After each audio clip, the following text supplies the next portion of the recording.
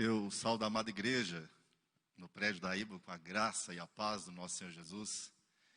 Amém. E a todos que nos ouvem, nos assistem agora pela rede mundial de computadores, que Deus seja contigo, no nome de Jesus. Que essa palavra também entre na sua casa, no seu coração, no seio da sua família e faça transbordar o mover de Deus onde quer que você esteja nessa quinta-feira ou em qualquer dia que essa palavra te alcançar enquanto você acessar as redes sociais da Igreja Batista do Amor. Amém? Amém. Então, eu gostaria de, antes de mais nada, e para que não haja nada mais a dizer logo em seguida da leitura da palavra de Deus, agradecer muito ao pastor Ricardo pela oportunidade, dizer que é sempre uma honra, um prazer assim, imensurável, poder subir aqui e ministrar algo da parte de Deus, normalmente algo que Deus já vem falando ao nosso coração de alguma forma, porque o pregador ele é assim, ele vai se abastecendo daquilo que Deus vem falando ao coração dele, e aquilo como igreja, e assim a gente faz, porque se sente também igreja, faz transbordar na vida da igreja. E nós entendemos que isso é a vontade de Deus, porque se Ele nos chamou para esse ministério, Ele tem nos enchido para isso, Ele tem nos capacitado para isso. E quando somos chamados a exercício do ministério, é porque aquilo que Ele já ministrou no nosso coração, também de alguma forma, vai encher o coração da igreja. É nisso que nós cremos. Você também crê nisso? Amém? Quantos creem? Levante sua mão em nome de Jesus. Aleluia. Glória a Deus. Então, agradecimento feito. Quero também fazer menção dos irmãos que aqui estão. Eu costumo dizer que quem vem no culto de quinta-feira não vem para fazer uma social, não vem porque não tinha outra coisa para fazer, vem porque de fato precisa de um milagre, vem porque de fato tem uma necessidade específica, vem porque de fato crê que a fé depositada nesse dia, que te fez sair de casa em tempos de pandemia, que te fez sair de casa ciente de que não tem mais nada normal, aliás, nós vamos falar sobre isso hoje, vai gerar em você, ou vai gerar em seu favor, algo que você precisa, algo que você necessita, o milagre que você veio buscar, você crê que está disponível aqui nesse lugar, e eu também creio nisso. E a palavra de hoje, ela vai trazer, vai gerar, ela tem esse poder de gerar fé ainda maior no seu coração, fé que agrada a Deus, para que aquilo que você almeja, aquilo que você procura, se realize imediatamente no nome de Jesus, porque quem tem necessidade tem pressa, porque só quem sabe, quem tem um filho doente sabe a necessidade de uma cura, só quem tem necessidade na despensa, que não tem nada para comer, sabe a necessidade de uma provisão, só quem sabe, quem está sem trabalhar, quem está sem renda, sabe a necessidade do emprego, e a gente sabe que isso não dá para esperar. A gente sabe que essas necessidades, elas não se acalmam no nosso coração mediante aquela palavra que já se tornou clichê. Meu irmão, minha irmã, é no tempo de Deus. Eu sei que a palavra que você quer nessa noite, necessita, é para hoje, é para agora. O milagre que você necessita já passou da hora. Então, em nome de Jesus, se você crer no nome de Jesus que hoje o seu milagre está disponível nessa noite, se você que nos assiste nessa noite, aí pelas redes mundiais de computadores, crê que o seu milagre está disponível nessa noite, então, em nome de Jesus, erga-se aí no seu lugar. Se você tem a sua Bíblia à mão, abra ela junto comigo, em reverência à palavra do Senhor, fique de pé onde você estiver. Aí você pensa, gente, isso é maluquice. Você está lá na sua casa, de repente, um profeta maluco fala para você, fica de pé, abre sua Bíblia, fala isso, não casa mais, eu digo, casa sim. Eu nunca vi milagre acontecer no meio de gente sã. Milagre acontece no meio de gente doida. É verdade ou não? Só gente doida para falar para o céu, derrame fogo sobre o holocausto e o fogo cai. Só gente doida para ir contra as pessoas que estão falando, olha, a sua filha já está morta, portanto não incomode mais o mestre, e essa pessoa ainda assim marcha em fé e fala, ela não está morta, ela só dorme, e quando ele chega ela está lá, ela está viva. É só gente doida para crer nos milagres da palavra, é só gente doida para crer que uma palavra que foi escrita e condensada por mais de 4.000 anos, por mais de 40 pessoas diferentes, é capaz, é eficaz de mudar a história da sua vida no presente. É só gente doida, é esse tipo de gente doida que eu estou procurando aqui nessa noite. Tem alguém doido junto comigo aqui hoje?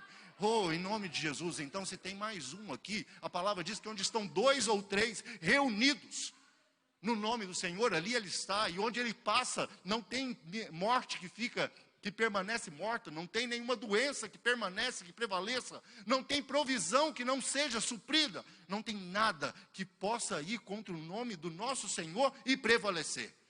Então, se você crê nisso na sua casa também, então, em nome de Jesus, fica aí de pé onde você está. Se você tem a sua Bíblia à mão, pegue ela. Se você não tem, pega no celular. Se você não tem a Bíblia no celular, se não tem ela à mão, então pega comigo aqui. Abra comigo a sua Bíblia no livro do Êxodo. Segundo livro da Bíblia, livro do Êxodo. Capítulo de número 12.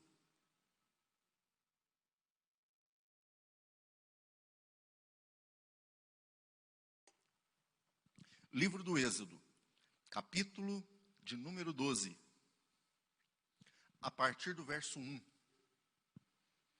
diz assim: Disse o Senhor a Moisés e a Arão, na terra do Egito, este mês vos será por principal dos meses, será o primeiro mês do ano. Falai a toda a congregação de Israel, dizendo, aos 10 deste mês, cada um tomará para si um cordeiro segundo a casa dos seus pais. Um cordeiro para cada família. Mas se a família for pequena para um cordeiro, então convidará ele o seu vizinho mais próximo, conforme o número das almas, conforme o que cada um puder comer. Por aí calculareis quantos bastem para o cordeiro. O cordeiro será sem defeito, macho de 1 ano. Podereis tomar um cordeiro ou um cabrito, e o guardareis até o 14º dia deste mês. E todo o ajuntamento da congregação de Israel o imolará no crepúsculo da tarde. Tomarão do sangue e porão em ambas as ombreiras e na verga da porta, nas casas em que comerem naquela noite. Comerão a carne assada no fogo, com pães asmos e ervas amargas o comerão. Não comereis do animal nada cru, nem cozido em água, porém assado ao fogo, a cabeça, as pernas e a fressura. Nada deixareis dele até pela manhã, o que porém ficar até pela manhã, queimá-lo-eis. Desta maneira comereis lombos cingidos, sandálias nos pés e cajados na mão. Comê-lo-eis às pressas, é a Páscoa do Senhor. Porque naquela noite passarei pela terra do Egito e ferirei a terra do Egito, todos os primogênitos, desde os homens até os animais. Executarei juízo sobre todos os deuses do Egito. Eu sou o Senhor.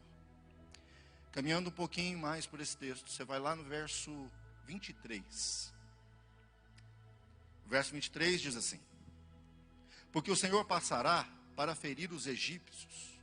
Quando vir, porém, o sangue na verga da porta, em ambas as ombreiras, passará o Senhor pelaquela porta, e não permitirá ao destruidor que entre em vossas casas para vos ferir.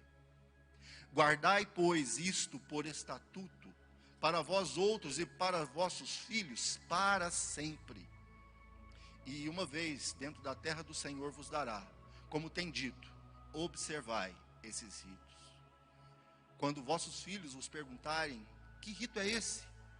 Responderei, é o sacrifício da Páscoa do Senhor, que passou por cima das casas dos filhos do Egito, dos filhos de Israel no Egito, quando feriu os egípcios e os livrou às nossas casas. Então o povo se inclinou e adorou. Aleluia. Baixe sua cabeça, feche seus olhos. Se puder, permaneça com a sua Bíblia aberta, para caminhar com ela pelo texto, enquanto nós pregamos nessa noite. Pai, no nome de Jesus, nós te louvamos. Adoramos o teu nome porque o Senhor é Deus. E te glorificamos porque mesmo sendo um Deus tão poderoso, o Senhor se preocupa conosco nos mínimos detalhes. Nada tem nos deixado faltar, muito pelo contrário, tem suprido cada uma das nossas necessidades. Senhor, e se aqui estamos, se há alguém do outro lado, Senhor, desse vídeo assistindo, é porque o Senhor preparou esse momento. E eu quero pedir em nome de Jesus, ó Pai, que nessa hora, a atenção de cada pessoa esteja cativa. Repreenda agora, Senhor, Satanás e seus anjos, para que não moleste, Senhor, nenhum desses irmãos e irmãs, ó Deus, que estão conectados com essa palavra nessa noite. Senhor, que nenhuma aflição, ó Pai, venha sobre cada um desses irmãos e irmãs, Senhor, a fim de que essa palavra possa ser comida. Senhor, a fim de que essa palavra, Senhor, possa ser digerida. Senhor, e o produto dela, Senhor, no corpo, na alma, na mente, no espírito, produza, Senhor, efeito de justiça sobre o seu povo. Senhor, traga, Senhor, fé ao coração. Traga milagres, Senhor, no material, meu Deus, em nome de Jesus. Traga, Senhor, revelação no espírito. Deus, no nome de Jesus, fica conosco nessa noite. Senhor, põe anjos, Senhor, adiante dos meus lábios, para que não saia nenhuma palavra que não provenha do teu Santo Espírito, mas tão somente aquela que seja boa para a edificação da tua santa igreja. Em nome de Jesus é que nós te louvamos e adoramos o teu nome, porque o Senhor é Deus. Aleluia. Vocês que estão aqui comigo podem tomar os seus lugares. Você que está aí na sua casa, chama alguém da sua família para perto. Aqui nós não podemos fazer isso. Teve um pregador que me falou outro dia: perdi metade dos meus argumentos de pregação. Eu falei, como assim? Ele disse para mim assim: eu não posso mais falar para as pessoas, olha para quem está do lado e diga. Muito menos falar para ela, pega na mão de quem está do seu lado. Ele falou, mas você aí na sua casa, você pode. Aliás, a mensagem dessa noite, ela tem como tema o poder da palavra e a comunhão da família. O poder da palavra e a comunhão da família. Olha, duas coisas muito poderosas e que eu quero destacar com você nessa noite, principalmente nesses tempos de pandemia, onde nós temos nos acostumado a um novo normal. Você já ouviu essa expressão? Novo normal. Essa expressão dá conta do seguinte, que o tempo que nós temos vivido, ele vai produzir um novo normal, novas práticas, novas culturas, novos modelos de relacionamento, novos modelos de vida. E aí quando eu falo isso, vem um aperto no coração, porque a expectativa que nós temos é quando tudo isso passar. Quantas vezes você já falou isso? Na sua casa, no seu trabalho, na sua escola? Quantas vezes você tentou consolar alguém, dizendo para ela, olha, quando tudo isso passar? Quantas vezes você já falou para alguém, olha, isso vai passar. Logo, logo, tudo volta ao normal. Talvez você tenha ouvido isso na TV. Mas eu tenho que dizer que todo o mundo moderno já tem se conformado que nada mais será como era antes. A empresa de aviões, Avianca, Azul, melhor dizendo, diz o seguinte, que as suas viagens, independentemente do que vier a acontecer da agora em diante, contarão com higienização de todos os bancos, higienização de todos os lugares onde as pessoas tocam, independente de que todos os aviões, eu não sei se você sabe disso, eles já possuem um sistema de purificação do ar, onde 99% das bactérias, dos vírus, eles são filtrados antes de chegar em você, mesmo tendo saído de alguém que está do seu lado. Eles já dizem que todos os seus tripulantes terão que usar máscaras, independente da condição. Uma outra empresa soltou uma nota essa semana dizendo o seguinte, foi o Burger King, que já estuda colocar como acessório obrigatório no seu uniforme as máscaras de proteção individual. E mais, vão investir em delivery, no drive-thru, nas formas de comércio de alimento, que tem se consagrado como aquelas mais seguras para os nossos dias de hoje. E isso me condiciona a dizer que as nossas relações pessoais, elas vão ser profundamente alteradas de agora em diante. Isso eu não digo só porque alguém está dizendo, alguém que tem influência, não, é porque Esse momento que nós estamos vivendo, ele já aconteceu em outra escala, em outro momento da história. Foi em meados de 1918, você já deve ter ouvido falar sobre isso. Foi a gripe espanhola. E um livro que ainda está sendo escrito, mas que teve alguns trechos divulgados numa reportagem do UOL. O jornalista descobriu que naquela época, logo após o acontecimento, a pandemia, as relações pessoais foram profundamente afetadas. Eles chamaram a década seguinte de os loucos anos 20. As pessoas se tornaram muito mais hedonistas do que eram. Muito mais preocupadas consigo mesmo e muito menos com o outro. A música do carnaval, que foi sensação daquele ano de 2020, ela falava justamente de preservar aquilo que era importante para você e muito menos aquilo que é importante para o outro. Foi também nessa época que lá na Itália nasceu o movimento chamado fascista. Um movimento que teve como cerne segregar as pessoas por causa da sua cor, por causa da sua etimologia, enfim. Então, isso me pressupõe dizer que em menor ou maior escala nós vamos sofrer as mudanças que esse tempo vai nos condicionar. O tempo normal que nós vivemos hoje é reflexo daquilo que parecia anormal lá nos anos 20. E talvez daqui a alguns anos, os nossos filhos vão estar lembrando desses dias. Os nossos netos vão estar lembrando desses dias e falaram, hoje a história é assim. Porque lá em 2020, algo assolou a humanidade e mudou a forma com que as pessoas se relacionavam.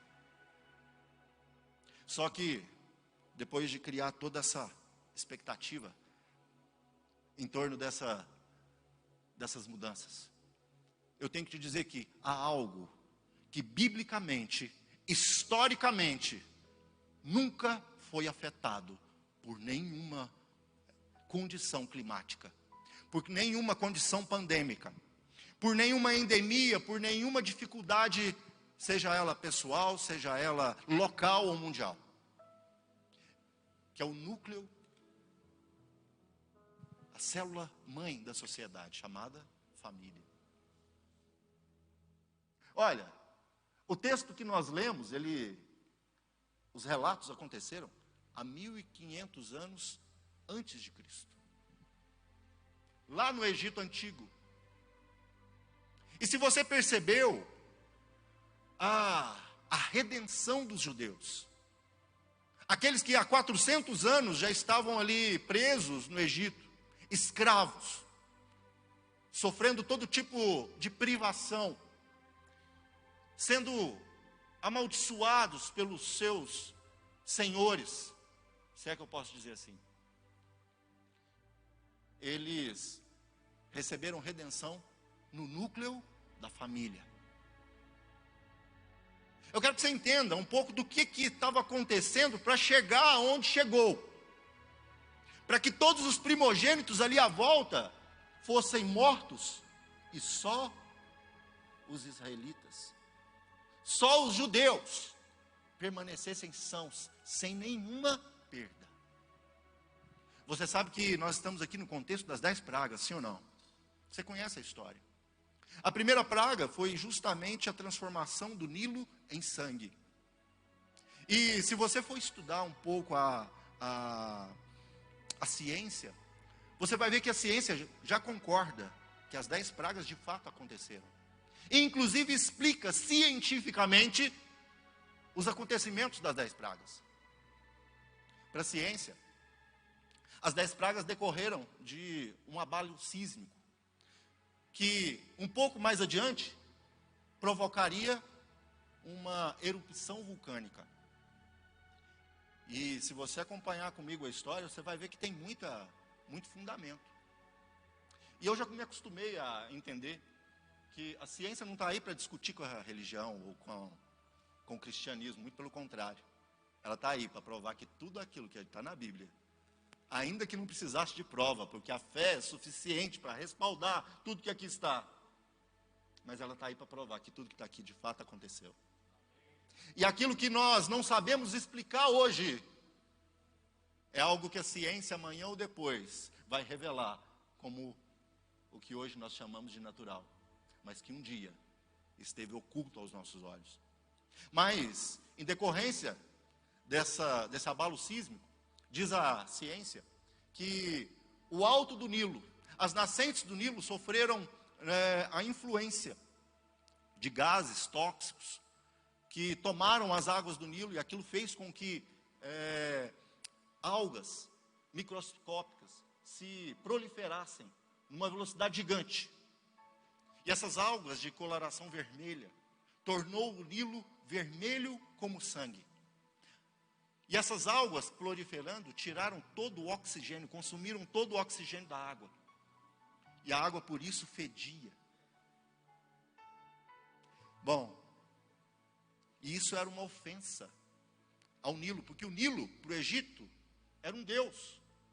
Então, para o povo egípcio, aquilo foi sentido como um golpe na sua religião. E quando a gente olha para a história, quando a gente olha para o que aconteceu, na verdade a gente entende, a partir da perspectiva de Deus, é que só o Senhor é Deus. Nada, a criação não pode nunca tomar o lugar do Criador, porque a criação ela é finita, ela é passível de erros, ela é passível de falha, mas o Criador não. Se o Nilo, que era a origem da vida, era o símbolo da vida no Egito, podia ser falível, qualquer outra coisa podia ser. E é interessante que quando Moisés, ele ordena que o Nilo se transformasse em sangue, na verdade o bordão de Arão ordena que o Nilo se transformasse em sangue. Os magos do Egito também conseguiram transformar em sangue a água do Nilo.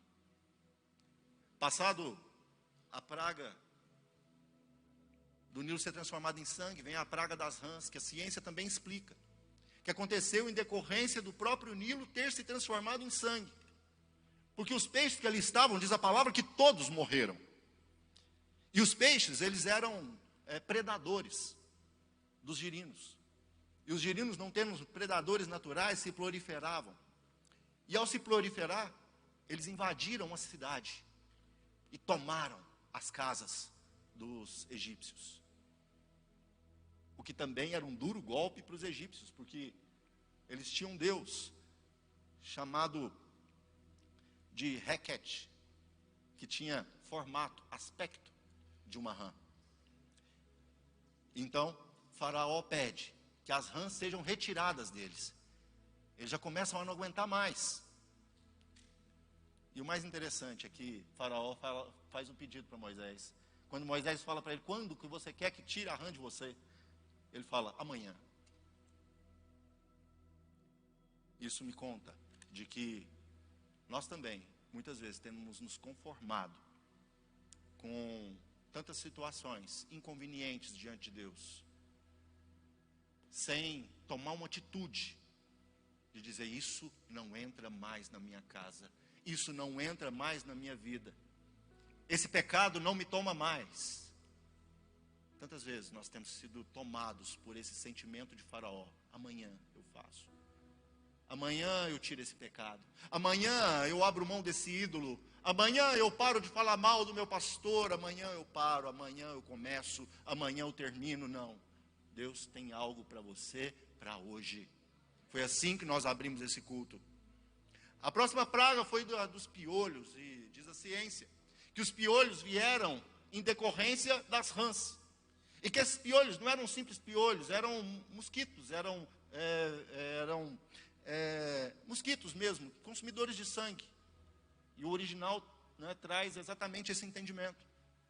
Não necessariamente piolhos, como a gente conhece hoje. E a palavra diz que foi a putrefação das rãs que fez com que esses piolhos se proliferassem. E então invadissem a cidade. Não vieram sozinhos, nesse mesma, quase em ato contínuo. Vieram também as moscas. Que a ciência, mais uma vez, vai dizer que vieram em decorrência dos montões, porque a palavra diz que eram montões de rãs se decompondo. E vai dizer mais, diz que a cidade cheirava mal. Para você isso faz sentido? Para mim também faz muito sentido. Mas aqui mais uma vez, os deuses do Egito estão sendo afrontados, tanto em relação aos piolhos, como em relação às moscas que vieram. Eram deuses do Egito que tinham poder sobre aquelas criaturas e não estavam fazendo absolutamente nada. Um pouco depois, veio a peste dos animais. 70% do rebanho foi dizimado. E a ciência vai dizer que eles foram acometidos de uma doença que estava presente nas moscas, chamada da doença da língua azul. O que também faz muito sentido. Mas o que fazia sentido para o egípcio é que eles tinham 3 deuses relacionados à vaca, ao boi, às criações, e aqueles deuses também não puderam fazer nada. Faraó, então, nessa hora, deixa Moisés sair, mas fala para ele, olha, você pode sair, mas não vai muito longe, não. Foi a primeira proposta de Faraó. E depois dessa praga, veio a 6ª praga, que foi a praga das úlceras. Todo o povo começou a apresentar feridas sobre a pele. E diz que a palavra que eram feridas purulentas. Eram feridas que fediam, eram feridas que tinham pus. Talvez você está me ouvindo agora falar isso e está te embrulhando o estômago. Eu quero que você imagine o que estava acontecendo, o que eles estavam sentindo lá. Se para nós isso hoje é algo que nos traz azia, para eles era um sofrimento muito grande, mas até então Faraó se permanecia impávido e não abria mão de soltar o povo, de fazer a vontade de Deus, simples assim. E faz uma outra proposta. Olha, deixa os filhos e pode ir. Deixa as mulheres e pode ir. Moisés não arreda pé. Porque a promessa de Deus é que nenhuma unha vai ficar para trás. E aqui agora, de repente, você está pensando, meu Deus, eu vou fazer uma concessão, eu vou abrir mão de um princípio para garantir um pouco de segurança para minha família. Eu vou abrir mão de um princípio, vou aceitar aquele emprego. Eu vou abrir mão de um princípio e vou negociar a minha santidade. Eu digo para você, não faça isso. Não faça isso. A palavra de Deus para você hoje é que nenhuma unha vai ficar para trás. Nenhuma unha vai ficar para trás. Você não precisa negociar os seus princípios. Os seus princípios são inegociáveis, porque a bênção de Deus sobre a sua vida, ela também é inegociável. Deus não negocia a bênção que Ele colocou sobre você. A unção que está sobre você é irrevogável. Deus não está negociando isso, Ele não está vendo pandemia do seu lado aí. Ele está vendo alguém que Ele ama. Ele está acampando anjos ao seu lado. Ele está colocando provisão na sua casa. Ele só está te dando motivos para você glorificar ainda mais o nome dEle no meio da dificuldade. Depois, veio a chuva de pedras. E como explicar isso? Você se lembra de eu te falar no começo, que a ciência explicou como um abalo sísmico, que mais tarde vai provocar uma erupção vulcânica. E a ciência respaldou muito bem, pela minha pesquisa, a sua eloquência. Porque realmente ali na região havia um vulcão. E esse vulcão, historicamente, ele realmente entrou em erupção naquela época. E a ciência vai dizer que a chuva de pedras foi em decorrência da erupção, que lançou pedras sobre a cidade do Egito. E de repente você já começa a pensar, por que nada disso atingiu os hebreus, uma vez que eles moravam lá? Eu te conto para você. Olha, as rãs não invadiram as casas, os piolhos não invadiram as cidades dos hebreus, assim como as moscas também não invadiram, e por consequência as úlceras também não, e o gado também não morreu, porque a terra dos hebreus era uma terra seca. Eles moravam no deserto de Gósen, distante muitos quilômetros do Nilo. Eu não sei você, mas eu já começa a ficar tão animado, tão empolgado com isso. Você não precisa se aproximar do diabo e daquilo que ele te oferta para ser bem sucedido. Você pode estar numa terra seca, você pode estar no meio de uma pandemia, você pode estar num lugar mais purulento que você possa imaginar, que ali Deus vai te fazer prosperar. É naquele lugar que Ele vai te usar, é naquele lugar que Ele quer te abençoar. Fique no lugar da bênção, não saia da posição da bênção. O Nilo não tem nada para você, o Egito não tem nada para você, não negocie os seus princípios. Mas ainda veio a praga dos gafanhotos, que a ciência vai dizer que depois de uma tempestade no deserto, os ventos que vieram de lá trouxeram esses gafanhotos, que mais uma vez afligia os deuses do Egito. O deus do ar, o deus Shu, o deus do ar, ele tinha essa incumbência de proteger as lavouras contra essas pestes, mas ele também não pôde fazer nada. E, por fim, veio a praga dos primogênitos, que a ciência também vai dizer que em tempos de dificuldade, as reservas de alimento que estavam estocados abaixo do nível da terra, que estavam enterradas, elas eram desenterradas.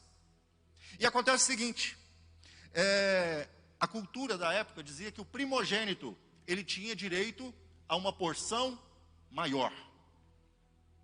Aquela comida que tinha sido intoxicada pelos gases, que foram exalados pelo rompimento ali das placas tectônicas, aquela comida, ela foi servida para todos, mas em muito maior porção para os primogênitos do gado e para os primogênitos dos homens, fazendo com que, como eles eram menores e tinham uma imunidade menor, sofressem as consequências de morte que os adultos não sofreram. Só que aquela comida não foi servida para hebreu, aquela comida ela não foi servida para judeu, porque eles estavam dentro das suas casas. Não estou fazendo nenhuma apologia a nenhuma política pública, não. Se você me perguntar pessoalmente fora daqui, eu vou te falar que eu tenho uma série de dúvidas. O que eu estou te falando aqui é muito espiritual. Porque talvez hoje você esteja pensando, como tem feito falta a célula, como tem feito falta a comunhão dos irmãos, o abraço, como tem feito falta o evangelismo. Os clientes mais puritanos devem estar pensando, meu Deus, o mundo vai se perder, não tem ninguém mais pregando o evangelho, como é que eu vou convidar alguém? Não é difícil convidar alguém para um culto assim? Onde as pessoas se sentam longe? É difícil. Eu concordo com você que é difícil. Mas eu tenho que te dizer que o Senhor da Seara, Ele tem uma estratégia. O Senhor da Seara, Ele sabe o que Ele está fazendo, Ele não deixa ninguém desamparado, não deixou você, que dirá, aqueles que ainda não conhecem a palavra. Então, fique tranquilo, Ele tem tudo sob o seu controle. E agora, Ele tem querido te usar dentro da sua família. Lá no interior da sua casa, sabe? Pai, mãe, filho, filha. É isso que a palavra disse aqui para você. Leva a sua família para dentro da sua casa e ali sirva o cordeiro com pães asmos e com ervas amargas. Coma todo o cordeiro até de manhã, não foi isso que você leu junto comigo? É dentro da sua casa, é no seio da sua família. Se sobrar, se o cordeiro for muito para a sua família, aí sim você traz alguém de fora. E quem? Alguém lá de longe? Não, o vizinho mais próximo, aquele do lado. Sabe, essa palavra que eu estou pregando para você hoje, ela tem sido ministrada no meu coração quase desde o começo dessa pandemia. O pastor pregou aqui outro dia que dificuldades sem precedentes, crises sem precedentes, possibilidades, oportunidades sem precedentes. Desculpa, eu não consegui lembrar, mas lembrei o conceito, né? Olha, eu sempre procuro ver onde que está a visão de Deus nisso. A visão de Deus é sempre boa, é sempre maravilhosa. mesmo no meio das pragas. Aí você fala, Valdir, mas Deus mandou praga. Deixa eu te falar, Deus mandou foi salvação. Quando eu olho para o que a ciência diz, eu falo, gente, isso aí ia acontecer. Deus não precisava nem ter falado para esse povo. O povo queria saber de Deus, mas Deus foi lá. Exatamente nessa época, foi agora que eu vou tirar esse povo do Egito. Porque onde nós estamos, onde o hebreu estava na história, sempre o povo foi próspero. O povo estava cativo no Egito. O Egito era a maior nação mundial. O povo estava cativo na Babilônia. A Babilônia era a capital do mundo. O povo estava cativo na Síria. A Síria era a capital do mundo. O povo estava cativo em Roma. Roma era a capital do mundo. Você percebeu isso? Na história, onde o povo de Deus está, a bênção está. Não é por acaso. É porque às vezes a gente passa pela palavra, mas não come da palavra, não absorve dela. Porque a palavra de Deus para Abraão foi essa: sê tu uma bênção, em ti abençoarei todas as nações do mundo. Quantos filhos de Abraão nós temos aqui? É em ti. É na descendência de Abraão. Se não por nascimento, mas por adoção. Em Cristo, você é descendência de Abraão, você é uma bênção. E hoje Deus está te chamando. Você que já foi bênção na vida de tantas pessoas. Você que já evangelizou tantas pessoas. Você que já abriu a sua casa para tantas pessoas e hoje não pode fazer isso mais. Você que já liderou tantas células e hoje não pode fazer isso mais. Pelo menos não da maneira que você gostaria. Você também que hoje olha para o seu líder e olha para o seu pastor. Ele podia estar fazendo mais. Eu digo, olha, hoje você pode fazer. Hoje você pode ser usado para salvar o seu pai. Hoje você pode ser usada para salvar o seu esposo. Hoje você, filho, pode ser usado para salvar o seu irmão. E eu não estou falando o seu irmão enquanto irmão em Cristo, não. O seu irmão de sangue. Aquele que talvez você já não conversa com ele há anos.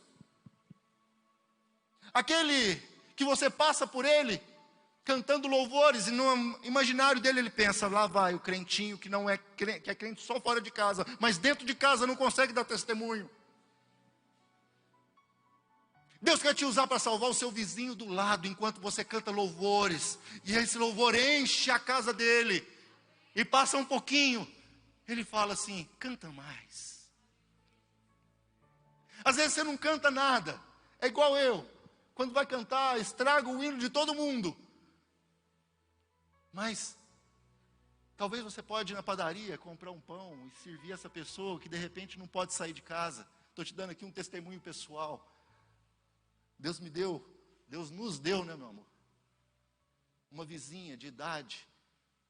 E ela mesmo na sua alta idade, cuida da sua mãe com 90 e poucos anos. Elas não podem sair de casa, porque estão no grupo de altíssimo risco. E Deus nos deu a incumbência de fazer supermercado para elas. De comprar pão todo dia e deixá-la na casa delas. O mesmo acontecendo com a minha sogra, que mora do outro lado. Os meus vizinhos do lado têm sido a nossa seara. Quem sabe, lá na sua casa também tem algo assim. Talvez você esteja se perguntando então, será que isso pode acontecer comigo também? Eu te digo, pode. Enquanto eu estava falando aqui, eu tenho certeza que você pensou em alguém tão difícil de se converter, que você já falou, olha, não dá, eu já tentei. Eu tenho que te dizer, olha, chegou o tempo.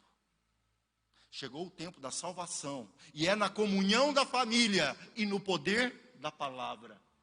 Valdir, mas o que eu vou servir?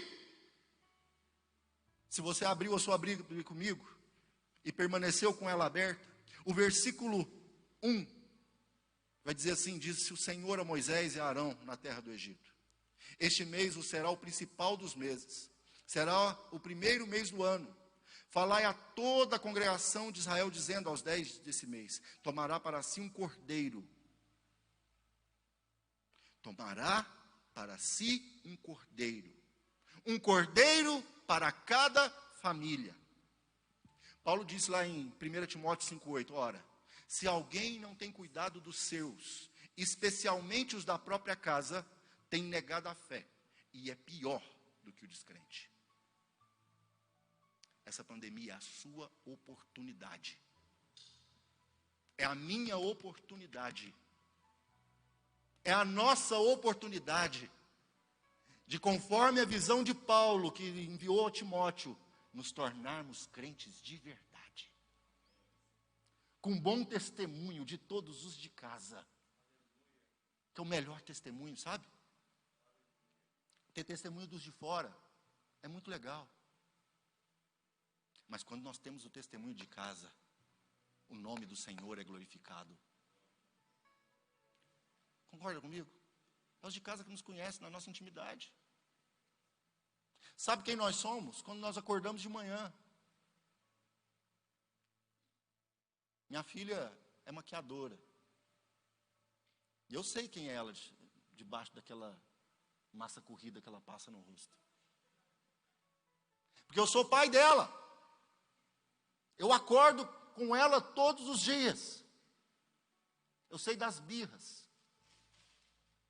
Minha esposa sabe dos meus enjoamentos. Ela sabe do que me aflige, do que me incomoda. Ela sabe das minhas TPMs. Se eu falar o contrário, tem DR em casa, então eu vou falar desse jeito. E essa palavra ela está muito em concordância com a palavra do domingo. Nós não tínhamos preparado isso. Quando o pastor me chamou para pregar, imediatamente para ele eu falei, olha, a palavra é essa, que já ardia no meu coração. Eu não sabia que ele ia pregar no domingo e falar sobre família. Mas eu creio que quando Deus quer comunicar algo à igreja, Ele não comunica só a um profeta, Ele comunica aos profetas. E se eu estou debaixo dessa cobertura, eu também recebo daquilo que Deus coloca sobre a vida do meu pastor, isso vem sobre a minha vida, e eu reitero isso com você nessa noite. É tempo de compartilhar a vida em comum, querido. Como diz 1 Pedro 3,7, sabe, marido, é tempo de você lavar a louça junto com a sua mulher, é tempo de você esfregar o chão, e achar alegria nisso. É tempo de você discipular, ensinar, doutrinar, treinar os seus filhos, como lá em Provérbios 22,6, ensinando o seu filho no caminho que ele deve andar, sendo um modelo, um exemplo para ele. Valdir, mas não é o pastor que tem que fazer isso. Não, o pastor da sua casa agora é você, ungido pelo Senhor Jesus, receba aí em nome de Jesus. Na hora que a enfermidade aparecer, você vai pôr a mão, ela vai sair.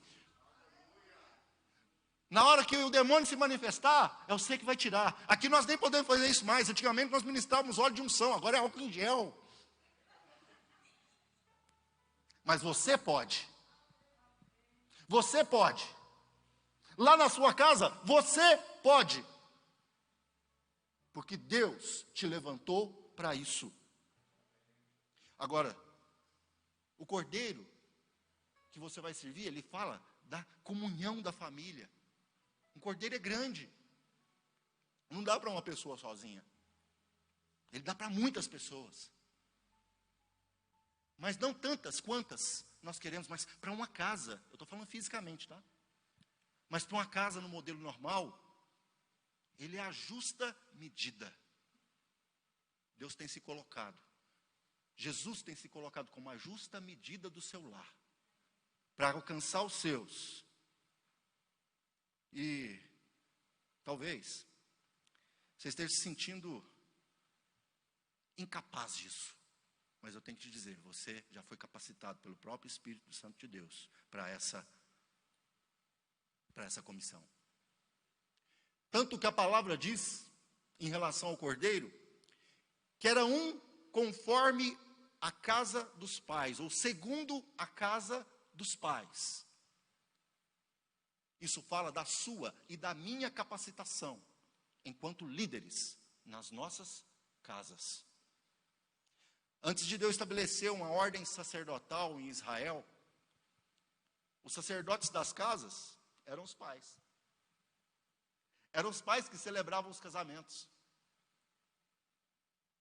Eram os pais que circuncidavam o filho ao 8º dia, que para nós é semelhante ao batismo.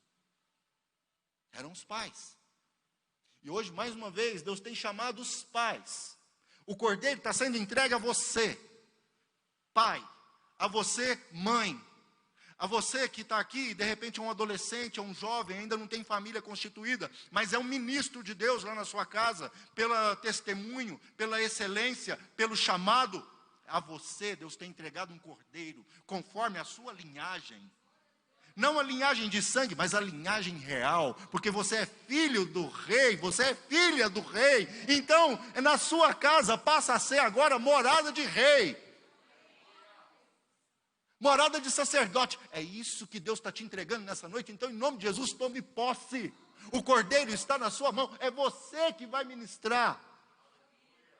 E não tem dificuldade nenhuma nisso, porque a função específica do sacerdote naquela época era ligar o homem a Deus, fazer reverência diante de Deus por causa dos pecados dos homens, fazer sacrifício por causa do pecado, orar, interceder pelos homens.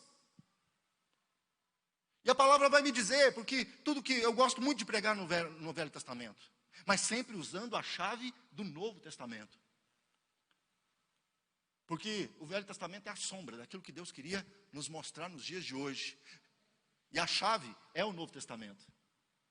E a palavra vai dizer lá em 1 Coríntios 7,14, que a mulher santifica o homem no convívio. E vice-versa. O homem santifica a mulher no convívio. E aqui, eu já estou te dando aqui expectativas sobre os maridos, sobre as esposas não crentes. Receba aí no nome de Jesus a convivência próxima que você tem vivido ali, e que muitos têm usado como argumento para separar casamento. Na sua casa vai ser o argumento, vai ser a ferramenta, vai ser o que Deus vai usar para conquistar cônjuges aqui nessa igreja. Sabe, filhos que honram os pais. Estou falando tanto de família. Você já viu quanto a palavra fala de família? Do começo ao final. De repente você pode pensar, não, é só no Novo Testamento, é só no Velho. Não, do começo ao final, a palavra fala de família.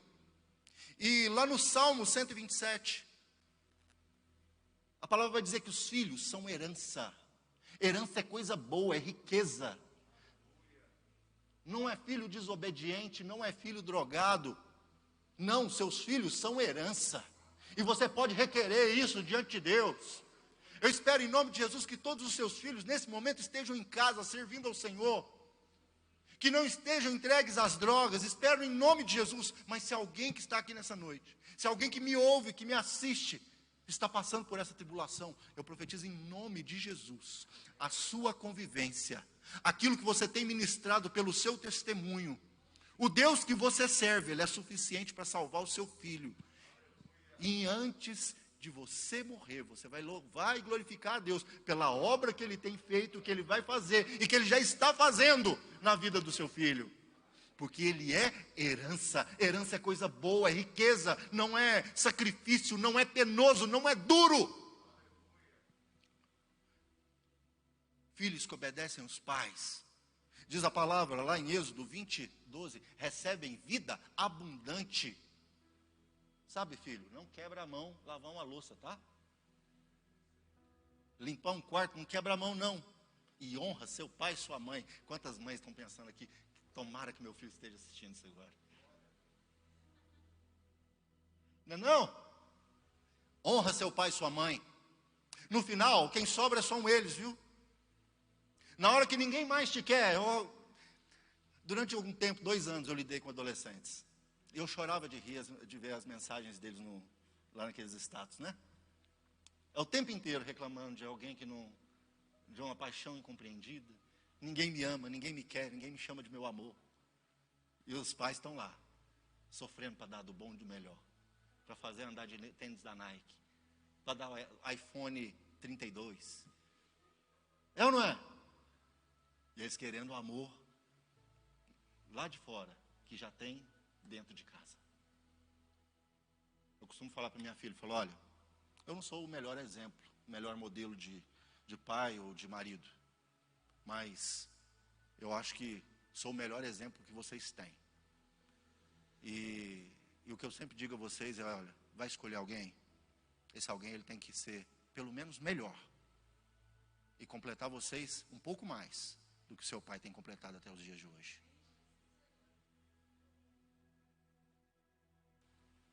Por fim, a perpetuação da família também é uma bênção do Senhor. Lá no Salmo 128, vai dizer o seguinte, que vocês vão ver, que eu vou ver, que nós vamos ver, os filhos dos nossos filhos.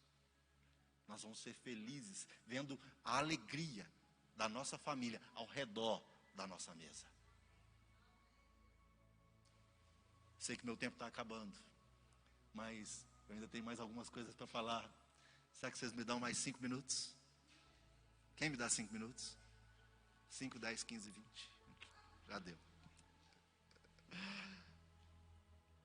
O cordeiro, os pães e as ervas. Quando João Batista viu, ele declarou o seguinte, quando ele viu Jesus descendo, ele falou assim, quando ele viu Jesus descendo para ser batizado, ele falou, eis o Cordeiro de Deus que tira o pecado do mundo. O Cordeiro, ele é uma designação que Jesus recebeu, pois ele é aquele Cordeiro antigo, lá do Velho Testamento. O mesmo Cordeiro que foi servido lá na primeira Páscoa é ele. E que está disponível para ser servido lá na sua casa agora. E foi ele mesmo que disse que a minha carne é verdadeira comida. E ele tem se colocado pronto para atender às suas necessidades. O pão. Aliás, deixa eu te falar primeiro das ervas amargas. Amargo fala de algo que a gente não quer lembrar. Uma lembrança ruim, mas quando a gente pensa numa lembrança ruim, mas que foi convertido em alguma coisa boa, a gente chama isso de testemunho, não é? E a gente gosta de lembrar, sim ou não? Quantos gostam de ter testemunho? É bom. Testemunho enche a gente de fé. Então nós já vimos que apresentar o Cordeiro é tão simplesmente apresentar o Jesus que tem resplandecido na minha e na sua vida. Mas as ervas amargas falam das nossas experiências com Deus. Daquilo que era amargo, mas que Deus transformou em bênção. Seus filhos precisam aprender não somente com aquilo que você fala, eles têm que aprender com as suas experiências com Deus. E que momento mais especial do que esse, para você contar daquilo que Deus tem feito com você? Que momento mais especial que esse, para você deixar sua porta aberta quando for orar? Que momento mais especial do que esse, de ao invés de você acionar ali o Netflix, você acessar o Iba Kids? Só para fazer isso junto. Faça isso junto. Chame seus filhos para viver experiências com Deus junto com você. Coloque eles para orar na mesa do almoço, na mesa do jantar. Ensine. Ah, pai, eu não sei orar. Peraí, filho, ora sim, ó. Aí você fala, nossa, eu também não sei orar. Sabe sim, Pai nosso que está no céu. Você já aprendeu isso, de cor e salteado. Não tem nada melhor. Nossas experiências com Deus são evidências que precisam ser compartilhadas com os nossos filhos. Vai chegar o dia que você não vai estar aqui mais. E que seu filho vai olhar para trás e vai se lembrar das experiências que ele teve com você. Se as experiências forem amargas, ele vai viver uma vida amarga, mas se as experiências forem amargas, que lá na frente se tornarem experiências boas, ele vai falar, eu vou vencer, porque meu pai venceu, porque minha mãe venceu, e o meu Deus é o mesmo Deus do meu pai e da minha mãe, e se ele foi poderoso para fazer na vida do meu pai e da minha mãe, ele vai fazer na minha também. Eu não sei se eu e você vamos estar aqui para o arrebatamento. Por que eu estou te falando isso? Porque depois que o povo saiu do Egito, Eles ficaram 40 anos no deserto, isso fala do tempo de uma geração. E a geração que saiu acima de 20 anos não entrou na terra prometida. Mas os filhos deles, abaixo de 20 anos, entraram na terra prometida. Isso quer dizer o seguinte: talvez a nossa geração não veja arrebatamento. Talvez possa ser esse o momento que eu e você temos para preparar a geração que vai vir para se encontrar conosco na glória, na primeira ida, que não vai ficar aqui para viver a grande tribulação, ou que não vai se perder e se entregar aos prazeres desse mundo, ao Egito e ao Nilo, mas que um dia vão saudar a Deus lá no céu, e ouvir do Senhor Jesus assim: entra para o gozo do seu Senhor, junto com seu pai, junto com a sua mãe, servo bom e fiel. Quantos querem ver isso? Eu quero ver isso. Isso não é pouca coisa, não. Isso é muito. Eu sei que durante muito tempo, pregadores como eu têm negligenciado a palavra de salvação. Mas glória a Deus que me deu vida para hoje estar entregando essa palavra para você, que é a principal palavra, não há outra. E isso é o pão que junto ao cordeiro e às ervas amargas você vai pregar na sua casa a partir de hoje. É essa a palavra que você vai pregar lá na sua casa. Jesus veio, viveu entre nós, morreu numa cruz pelo meu e pelo seu pecado. O sangue do Nilo não foi suficiente para salvar o povo, pelo contrário, o sangue do Nilo matava o povo. E você fala: que relação que tem isso? Eu te conto. Eu te falei da ciência, falei daquilo que representava o Nilo para o povo do Egito. Agora eu vou te falar o que representa para mim e para você. O sangue do Nilo não pode salvar, mas foi o primeiro sinal para te contar que haveria o segundo Adão, cujo sangue e a água, tendo saído do seu lado, da onde eu disse que ele saiu? Do seu. Eu sei que a máscara incomoda, atrapalha um pouco, mas me ajuda aí. Saiu de onde? Do seu lado. Parece que teve uma certa Eva que saiu do primeiro Adão, que foi tirada de onde? É provável que quando Deus fez essa cirurgia, saiu de Adão sangue e água. Concorda comigo? Foi o mesmo que saiu de Jesus na cruz do Calvário, quando um soldado com uma lança transpassou ele. Diz a palavra que saiu dele sangue e água, mas saiu mais alguma coisa, saiu eu e você. Quando Deus operou o homem, tirou a mulher, Ele tirou o ser dessa terra falível, que estava sujeito, assim como o Nilo, à morte. Mas quando o homem feriu Jesus lá naquela cruz, Ele tirou de lá a salvação, que hoje alcança a mim e a você. Josué 5:6. A palavra diz o seguinte: pois 40 anos andaram os filhos de Israel pelo deserto, até acabar toda a nação. Isto é, todos os homens de guerra que saíram do Egito. Isso quer dizer homens acima de 20 anos. Isso porque não obedeceram à voz do Senhor, aos quais o Senhor tinha jurado que não lhes havia deixar de ver a terra.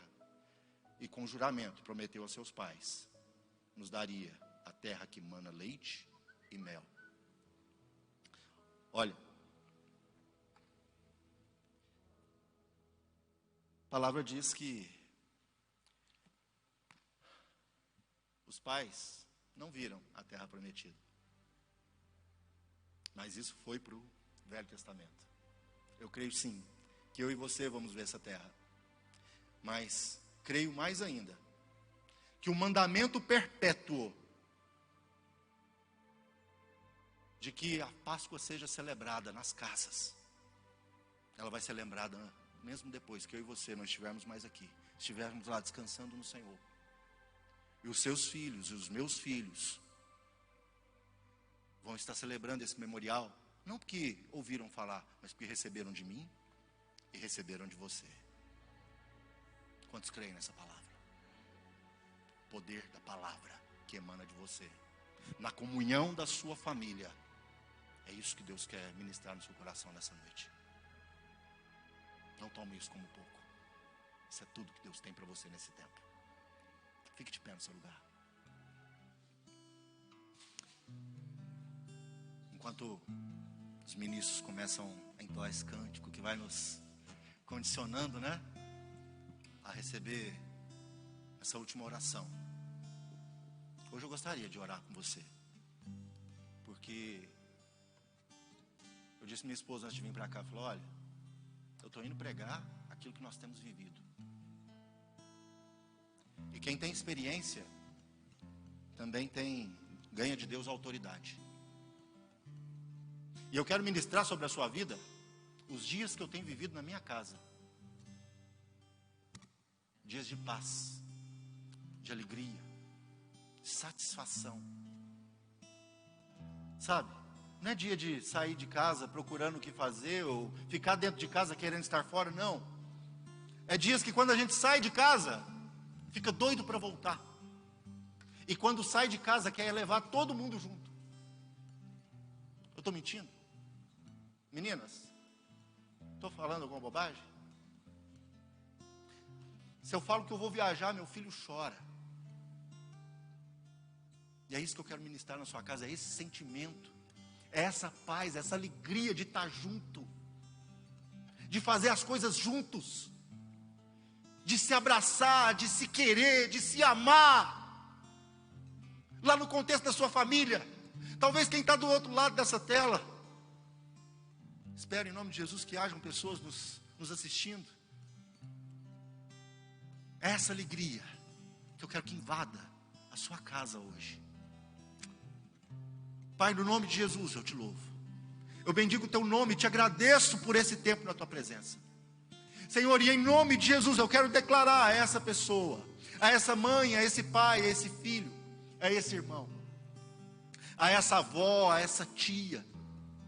Senhor, a essa pessoa que está agora, Senhor, nos ouvindo, seja aqui ou que ainda vai ouvir essa palavra. Senhor, que essa pessoa agora seja tomada de uma paz.